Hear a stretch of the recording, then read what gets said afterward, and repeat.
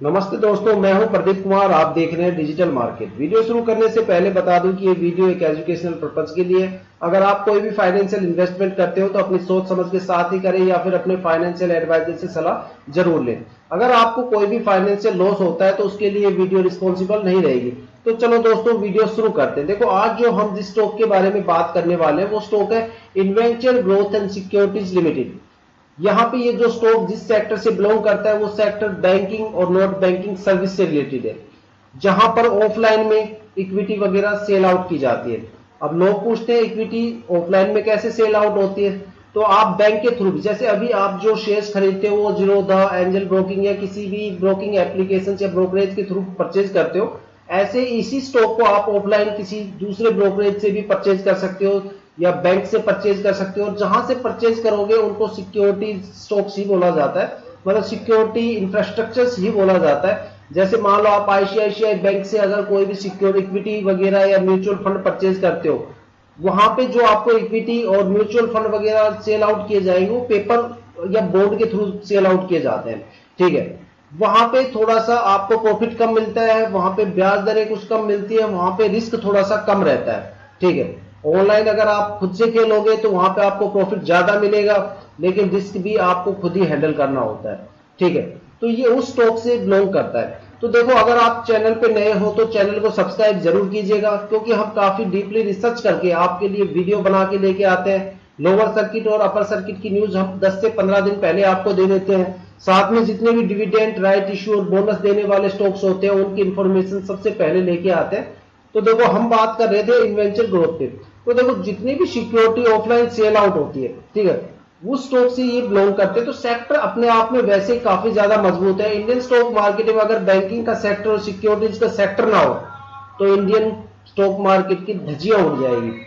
चाहे यूरोप का और एशिया का मार्केट कितना भी ग्रोथ करे, ठीक है, लेकिन इंडियन स्टॉक मार्केट ग्रोथ नहीं कर पाएगा अगर बैंकिंग और सिक्योरिटीज के स्टॉक ना रहे तो। देखो, अब क्यों नहीं रहे, ये क्यों होता है ये मैं आपको बताता हूं। आप जो इक्विटी ऑनलाइन परचेज करते हो वहां पे बहुत ही कम वॉल्यूम सेल आउट हो पाता है, और वहां पे लोग ज्यादातर इंट्राडे करते हैं। आज उसके खरीदे, कल उसके खरीदे, परसों उसके खरीदे, सुबह खरीदे, शाम को बेच के निकल गए। तो वहां पे इक्विटीज फ्लो जो होता है, वोलेटिलिटी होती है वो हाई रहती है, फ्लो कम रहता है, जो बाइंग क्वांटिटी होती है वो कम रहती है। ठीक है, ऑर्डर्स ज्यादा रहते हैं। ठीक है, लेकिन जो ऑफलाइन में इक्विटीज बिकती है वो इतने ज्यादा बल्क के अंदर बिकती है कि आप अनुमान नहीं लगा सकते। ठीक है, अगर मान लो किसी कंपनी ने 1 लाख इक्विटी रखी हुई है आम पब्लिक के लिए, तो ऑनलाइन सिर्फ 30,000 के आसपास ही सेल आउट होते हैं। 70% तो म्यूचुअल फंड वाले बेच देते हैं। या तो म्यूचुअल फंड के थ्रू बेच देंगे, या पॉलिसी के थ्रू बेच देंगे, एलआईसी के थ्रू बेच देंगे, एफडी की बना के बेच देंगे। मतलब वो घुमा फिरा के सारा सिस्टम स्टॉक मार्केट की इक्विटी से ही जुड़ा होता है, और वो बॉन्ड या पेपर के थ्रू उनको सेल आउट करते हैं। ठीक है, और वहां पे एक टाइम पीरियड रहता है, और वहां पे देखो रिलायबिलिटी भी मिलती है कंपनी को। भाई उन्होंने 70% स्टॉक बेचे हैं, तो वहां पे जो बॉन्ड बना के बेचे उन्होंने, भाई आप इस 70% सिक्योरिटीज में से 20% सिक्योरिटीज ऐसे सेल आउट करोगे कि भाई कम से कम 1 साल तो आपको रखना पड़ेगा। उसमें से 50% ऐसी बेचनी है कि भाई आपको ये कम से कम 5 साल रखना पड़ेगा। तो उससे कंपनी के पास पैसा भी आता है लॉन्ग टर्म के लिए, और प्रॉफिट भी आता है। लेकिन हम जो बाई करते हैं वहां पे तो कंपनी को कुछ आता ही नहीं, वहां से आधे तो इंट्राडे वाले लूट ले जाते हैं, या फिर कुछ लोग होल्ड भी करते हैं, लॉन्ग टर्म में भी इन्वेस्टमेंट करते हैं। तो जो ये सेक्टर है काफी मजबूत स्टॉक है।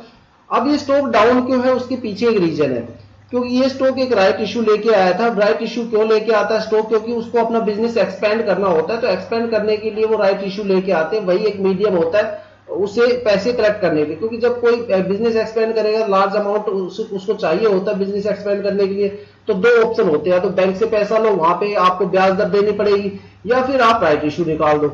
तो राइट इशू से बड़ी मात्रा के अंदर ये पैसे का कलेक्शन करते हैं, लेकिन स्टॉक को गिरा देते हैं, ताकि राइट इशू में जो शेयर्स आपको मिलते हैं ताकि आप उसको सेल आउट करके बाहर ना निकल जाओ। और उसका जो पहला अपर सर्किट होता है वो कैंसिल कर दिया जाता है, और उसको स्टॉक को 3-4 महीने डाउन ही रहता है, फिर उसके बाद वो अगले अपर सर्किट के लिए ग्रोथ करता है। तो यहाँ पे आपको 3-4 महीने थोड़ा सा डाउन सर्किट देखने को मिलेगा। ये स्टॉक ₹2 से नीचे जाएगा नहीं। ठीक है, क्योंकि ज्यादा नीचे जाएगा तो यहाँ पे सेल आउट कर देगा, तो राइट इशू का कोई इशू नहीं, कोई मतलब प्रॉफिट, कोई फायदा नहीं रहेगा कंपनी के लिए। तो ये 2 रुपए से नीचे इसको ले जाएंगे नहीं, 2 के बाद ये जल्दी ग्रोथ करेगा और ये स्टॉक आपको कम से कम 5 या 5.5 रुपए के आसपास देखने को मिलेगा फ्यूचर में। कम से कम 1 साल आप वेट कीजिएगा, क्योंकि राइट इशू वाले स्टॉक एक तरह